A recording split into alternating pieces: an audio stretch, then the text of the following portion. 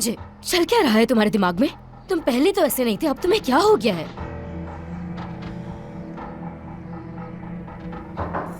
आ जाएं। Good morning करीम। पता चला तुम यहां बैठे हो तो सोचा कॉफी पी जाए। गुड मॉर्निंग हसन, आओ बैठो। अच्छा किया तुमने, अभी मंगवाता हूं। बगैर चीनी के। हेलो, जल्दी से 2 कॉफी विदाउट शुगर भिजवा दें प्लीज। अगर तुम्हें किसी ने मेरे साथ इस तरह बर्ताव करते देख लिया तो? मुझे किसी की कोई परवाह नहीं है। देखो जुनेद, अगर तुम्हारा इसी तरह बर्ताव रहा हो जाऊंगी मैं जुनेद, और फिर मुझे कोई नहीं रोक सकता। ना मेरा प्यार ना कुछ और। पहले धमकियां देते थे, अब हाथ भी उठाने लग गए हो।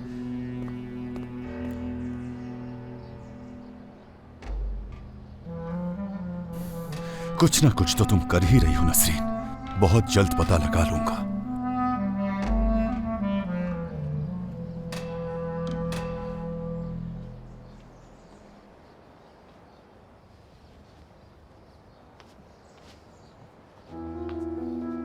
अम्मी,